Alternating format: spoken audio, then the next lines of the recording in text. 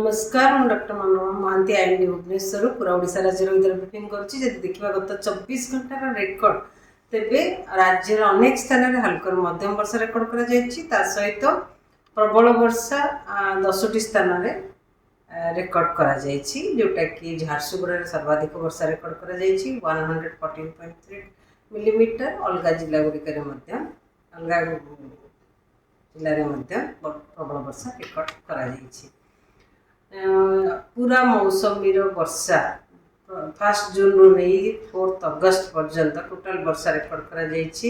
759.5 millimetre जोटा कि आम नॉर्मल वैल्यू रही 607.7 मिलीमीटर जहाँफल वर्तमान पूरा राज्य में 26% अधिका वर्षा होइछि।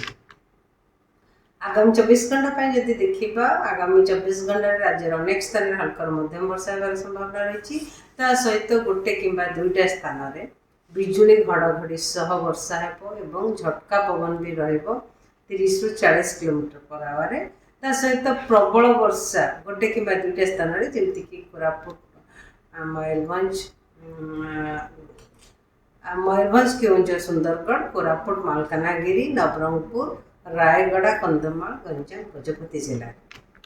काली देखा काली राज्यर अधिकांश स्थान में हल्का मध्यम वर्षा होगार संभावना रही सहित प्रबल अति प्रबल वर्षा गोटे कि दुईटा स्थान में होगार संभावना रही जमीक मयूरभंज जिला से ऑरेंज अलर्ट जारी कर सहित प्रबल वर्षा गोटे कि दुईटा स्थान में होगार संभावना रही जमीक मालकानगिरी कोरापुट नवरंगपुर कलाहांडी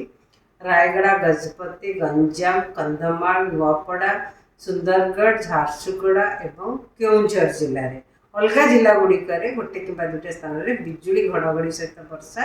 एवं झटका पवन 30 रु 40 किलोमीटर पर आवर रही संभावना रही 6 तारीख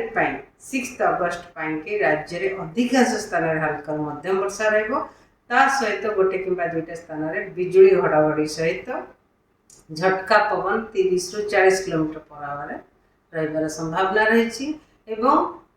किछि जिले में प्रबल वर्षा होगार संभावना रही जमीक केउंझर मयूरभंज जिले में प्रबल अति प्रबल वर्षा गोटे कि दुईटा स्थान में होगार संभावना रही से ऑरेंज अलर्ट जारी कर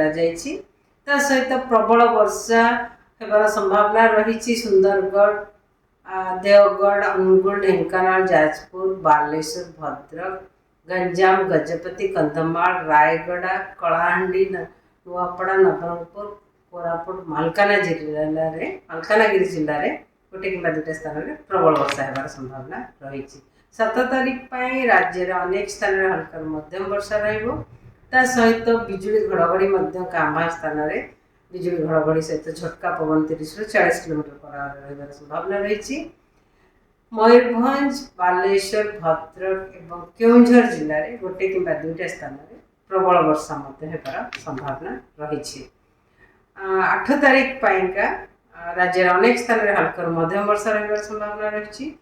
सहित कांभा स्थान में कि गोटे दुईटा स्थान में वर्षा सहित बिजुली घड़घड़ी झटका पवन 30 रु 40 किलोमीटर पर आवर रही संभावना रही मयूरभंज बालेश्वर भद्रक केउंझर गंजाम गजपति जिले में गोटे कि दुईटा स्थान में प्रबल वर्षा होगार संभावना रही 9 तारीख राज्य अनेक स्थान में हल्का मध्यम वर्षा सहित प्रबल वर्षा गोटे कि दुईटा स्थान में होगार संभावना रही मयूरभंज केउंझर सुंदरगढ़ संबलपुर कंधमाल गंजाम गजपति जिले में 10 तारीख पागर स्थिति सामान राज्य अनेक स्थान में हल्का मध्यम वर्षा होगार संभावना रही सहित प्रबल वर्षा सुंदरगढ़ मयूरभंज केउंझर संबलपुर कंधमाल गंजाम गजपति जिले में गोटे कि दुईटा स्थान में होगार संभावना रही। धन्यवाद।